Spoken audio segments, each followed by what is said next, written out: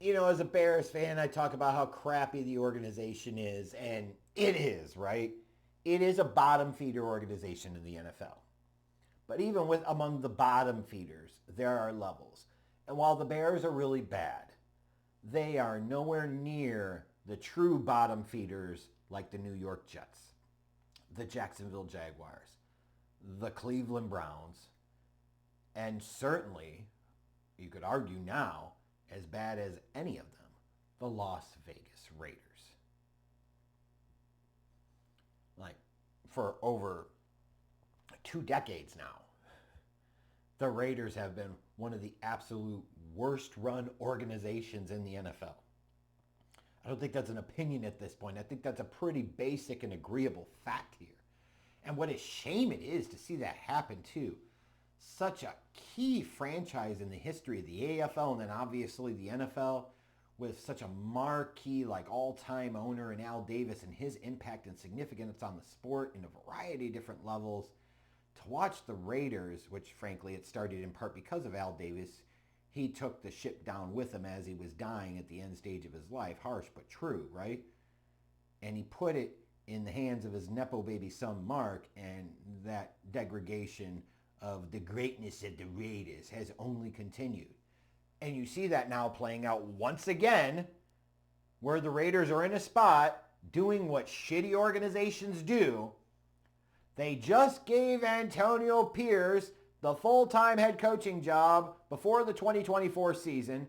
They just hired Tom Telesco last year as well as their general manager. And after this season, they have both fired Antonio Pierce and have fired general manager Tom Telesco.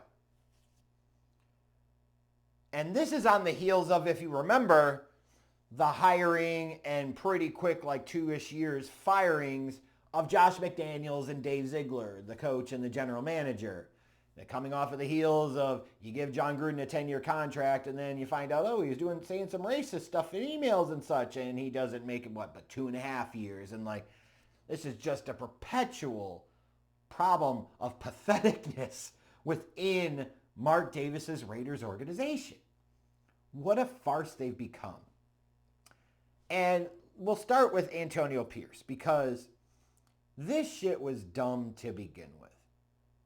You were overreacting to the Raiders playing okay in the second half of last year, but they still were only 5-4 under Antonio Pierce. It wasn't like they were 8-1 or 9-0. Like they were okay, but it wasn't so phenomenal or so great that makes you say, God damn, we can't move ahead as an organization without this guy as our head coach. And if we do, we're going to regret it for decades. Nobody would come away thinking like that. And far too often, guys that take over as the interim job, if they are given the permanent opportunity, it really doesn't have a history of going very well. So for the Raiders to just basically put themselves in a spot where they ended up with Antonio Pierce is just mind-blowing. And then you could talk about, well, they went after Jim Harbaugh and da-da-da. At the end of the day, well, whoever they did or did not go after, they did not get it done. And you frankly couldn't blame any head coaching candidate with any type of real credibility from wanting to stay a fuck away from this shithole organization. You talk about the black hole when it comes to the Raiders. The black hole is the Las Vegas Raiders. They are that bad. And this whole notion of Antonio Pierce and, the optics here. Yeah, I would agree. The optics don't look great, right? So I think since like 2010 or so, 2011, you've had like 14 head coaches be fired after one season or before the end of their first season, and like 8 of them are white, 6 of them are black. And you say, well, there's more white coaches have been victims of that than black coaches. True. However, when you look at that as a proportion of the total head coaching jobs held by white coaches versus black coaches, you see how this disproportionately has impacted black head coaches. Now, if you just want to be a needle dick and dumb fuck and just focus on that, that's fine. Like the optics, I agree, are very bad. And it does beg some questions. However, when you look at some of the guys that have been impacted by that, Antonio Pierce, he should have never fucking been hired. Gerard Mayo should have never fucking have been hired by the Patriots. Go back a few years, Steve Wilkes. He's so bad, he ended up getting fired later as a defensive coordinator for the 49ers. Hugh Jackson? Like, this is what we're talking about here. These types of guys? And we're going to sit there and say like that's evidence. No, it's evidence of bad organizations making incredibly stupid fucking hires. And in the case of Antonio Pierce, it is appropriate to point out, very similar to Gerard Mayo, this was a guy that frankly got a head coaching job that his resume of coaching did not merit or point to that he deserved. He was a linebackers coach for the Raiders for a couple of years.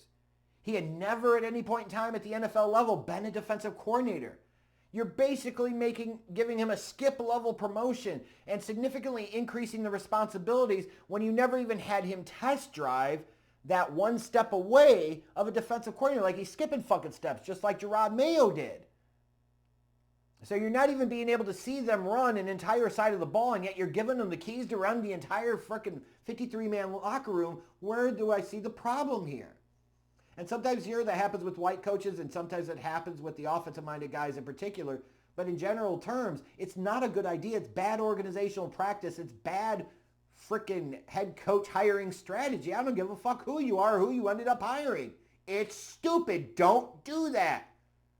There are too many other candidates, both on the offensive side of the ball and the defensive side of the ball, that have experience as at least offensive or defensive coordinators, and in some cases experience as play calling offensive and defensive coordinators, to sit there and give it to a guy who's never been a fucking play caller, let alone a damn defensive coordinator. That's just asinine.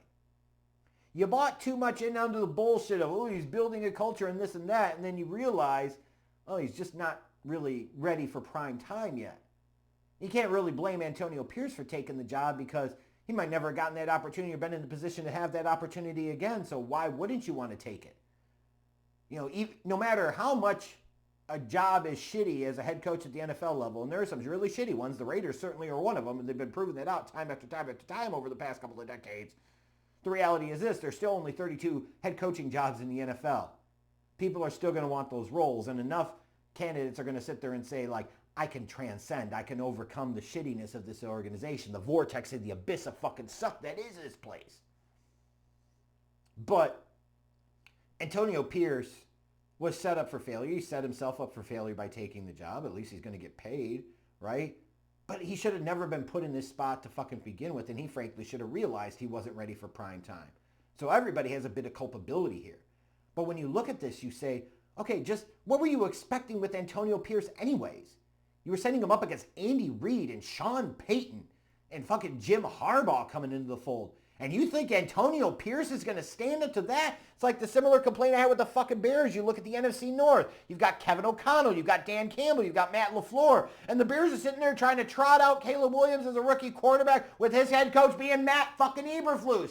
You're automatically going into every game with a 7 to 10 point deficit just because of how inferior you are at the head coaching position. That's what the fucking Raiders are before you even get to the personnel, before you even get to the stupidity of they didn't get a young quarterback in the fold. They did do anything except sign Gardner Minshew and bring back Aiden O'Connell, expect that to work, right? Like, so you sit there and then you fire Tom Telesco, the general manager, after 1 year. Like, what are we doing here? No, the Raiders did not have a very good year. And you can admit it's kind of ironic. Towards the end of the year, they won a little too much. It really fucked themselves up, but maybe this isn't even a great draft to be looking for a quarterback any damn ways.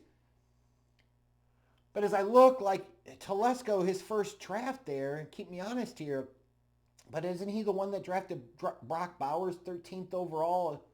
And Brock Bowers was first team All-Pro? And you're firing that guy? And you could say, well, that was an obvious pick. Not necessarily, because the Raiders had just drafted Michael Mayer, the tight end from Notre Dame, in the second round the year before. Feels like a bit of a thing, and I kind of questioned it a little bit at the time.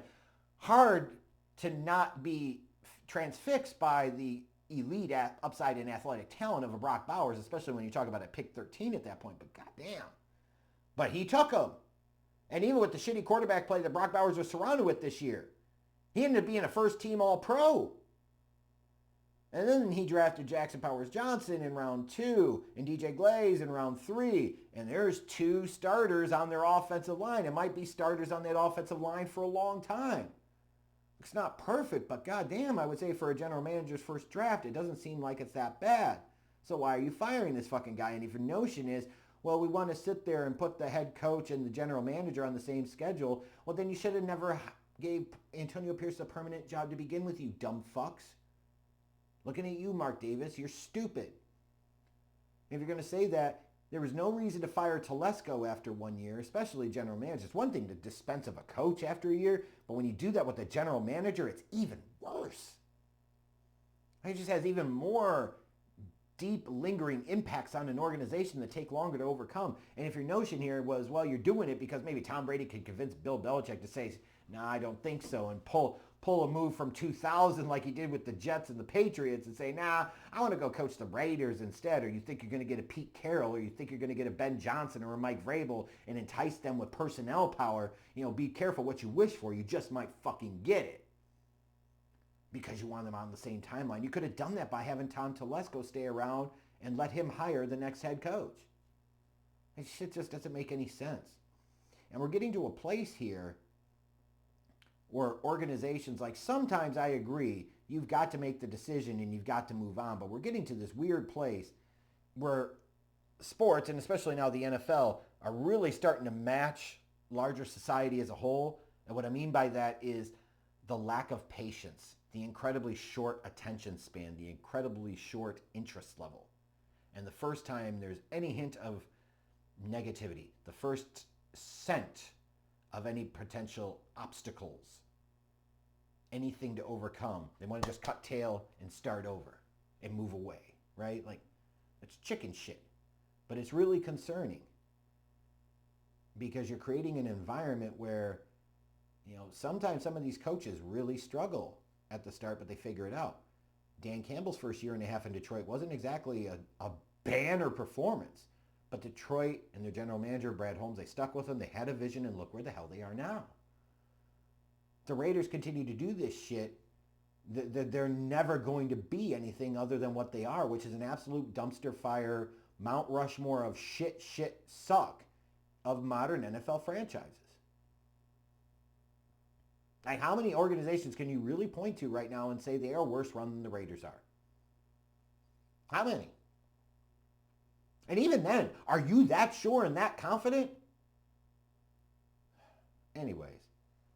Firing Telesco after 1 year, to me, seems really stupid. Firing Antonio Pierce after one full season also feels stupid, but that's more stupid because he should have never been fucking given the job to begin with. And if you want the general manager and the head coach to be in sync and on the same timeline, then let the general manager fire the fucking head coach and let him sit there. Like, Christ, as bad as Ziegler and Josh McDaniels were, you gave them more time than you gave Antonio Pierce and Tom Telesco. What the fuck is wrong with Mark Davis? I guess if you look at anybody and you look at that haircut, imagine it, trying to tell yourself as a member of that organization that you're supposed to respect a man that proudly walks out of the house with that thing sitting on the top of his head every day. Couldn't be me, and couldn't be a lot of you, and you damn good and well know it. The Raiders are a fucking joke, and I can't wait to see how they're going to screw up their next head coach and general manager hire, because you know it's fucking coming.